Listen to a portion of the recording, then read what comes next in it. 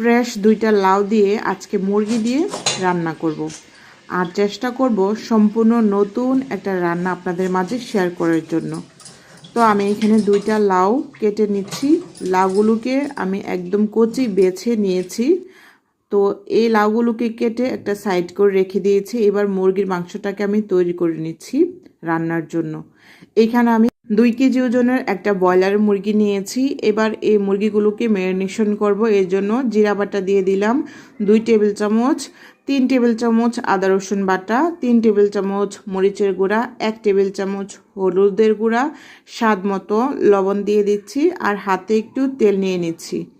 আশা করছি আজকে আপনাদের মাঝে নতুন একটা রান্না শেয়ার করছি। না টেনে পুরো রেসিপিটা দেখার চেষ্টা করবেন।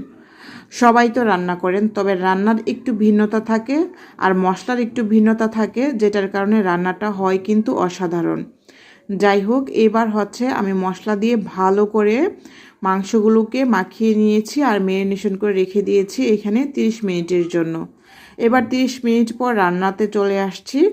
একটা পাত্রে আমি দিয়ে দিচ্ছি 1 কাপ পরিমাণে পেঁয়াজ আর 1 কাপ পরিমাণে তেল। আজকের রান্নাতে এখানে তেলের পরিমাণটা একটু বেশি দিতে হবে। তো আমি এখন তেল আর পেঁয়াজ ভালো করে ভেজে নিব। তার আগে গরম মশলা এখানে দারচিনি এলাচ দিয়ে দিয়েছি। এবার সবগুলোকে ভালো করে একটু পেঁয়াজটা নরম হলে আর কয়েকটা পেঁয়াজ দেখবেন হালকা ভাজা হয়েছে, এ পর্যায়ে আমি মাংসগুলোকে দিয়ে দিব। মাংসগুলোকে অবশ্যই ম্যারিনেশন করে রাখবেন আধা ঘন্টার জন্য। হাতে সময় না থাকলে অন্তত 10 মিনিট হলেও কিন্তু ম্যারিনেশন করে রাখবেন। যাই হোক, এবার হচ্ছে আমি দিয়ে দিচ্ছি মাংসগুলোকে নেড়েচেড়ে আমি ভালো করে 2-1 মিনিটের মতো পেঁয়াজ আর তেলের মধ্যে ভেজে নিচ্ছি। সবগুলোকে ভালো করে ভেজে নিয়ে তারপর হচ্ছে মাংসের পাত্রটা যে আমি ম্যারিনেশন করেছি সেই পাত্রে অল্প একটু পানি দিয়ে এই পর্যায়ে আমি নেড়েচেড়ে পানিটা দিয়ে দিচ্ছি। আর কোনো পানি দিব না এক্সট্রা। মাংস থেকে যে পানিটা হবে সেটা দিয়েই কিন্তু আমাদের রান্নাটা হয়ে যাবে। এবার একটা ঢাকনা দিয়ে ঢেকে রেখে দিচ্ছি। একটা বলক আসলেই আমরা নেড়েচেড়ে দিব।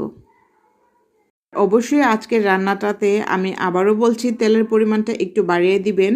আর যেহেতু 2টা লাউ নিয়েছি আমি, আর লাউগুলো একদম কচি, তাই এখানে ব্রয়লার মুরগিটাও অনেক সময় দেখা যায় রান্না করতে করতে এক সময় একদম খুলে যায়, তাই বেশি একটা রান্না করে গলানো যাবে না। একটু হয়ে আসলেই কিন্তু আমরা লাউগুলোকে দিয়ে দিব। আর লাউগুলো কিন্তু অবশ্যই পানি ঝরিয়ে নেবেন। আর যদি এরকম আমার মতো একটু পানি থাকে তাহলেও কোনো সমস্যা নেই, এক্সট্রা কোনো পানির প্রয়োজন পড়বে না। আর যদি নিজের গাছের লাউ হয় তাহলে তো কোনো কথাই নেই। যাই হোক, দেখুন লাউটার ভিতরে কিন্তু বীজে একদমই হয়নি, একদমই কচি। আর মুরগি দিয়ে যখন আপনারা লাউ দিয়ে রান্না করবেন তখন চেষ্টা করবেন একদম কচি দেখে একটা লাউ সিলেক্ট করার জন্য। যাই হোক, এবার লাউয়ের সাথে মুরগিগুলোকে ভালো করে কষিয়ে নিচ্ছি। এখানে চাইলে আপনারা 1 কাপ পরিমাণে পানি দিতে পারেন, তবে আমার মনে হচ্ছে না যে আমার রান্নাটাতে পানি লাগবে। যেটুকু পানি আছে সেটুকু দিয়ে কিন্তু অনেকটা পানি উঠবে, দেখুন। তো এবার হচ্ছে আমি রান্নাটা আমি একটু নেড়েচেড়ে দিচ্ছি, দিয়ে ঢাকনা দিয়ে ঢেকে ঢেকে লাউটা 2টা বলক আসার সাথে সাথেই কিন্তু একদমই গলে গিয়েছে, দেখতে পাচ্ছেন। আর মুরগির মাংসটাও কিন্তু একদমই গলে যায়নি, আস্ত টাইপের আছে। এদিকটা খেয়াল রাখবেন, সেক্ষেত্রে কিন্তু খেতে ভালো লাগবে। এবার ধনিয়া পাতা বেশি করে কুচি দিয়ে দিচ্ছি আর কয়েকটা আস্ত কাঁচামরিচ দিব। নামানোর আগে এই কাজটা অবশ্যই করতে হবে, দেখবেন কি সুন্দর একটা ঘ্রাণ আসবে রান্নাতে। এবার ধনিয়া পাতা আর হচ্ছে কাঁচামরিচ কুচি দিয়ে আমি আরও 2-1 মিনিট চুলাতে রাখবো।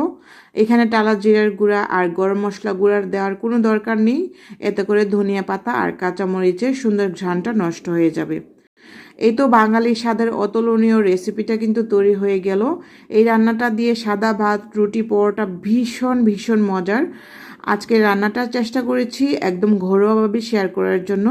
আশা করছি আপনাদের কাছে ভালো লেগেছে। ভালো লাগলে তানিশাস কিচেনটা সাবস্ক্রাইব করে সাথেই থাকবেন। ধন্যবাদ সবাইকে দেখার জন্য।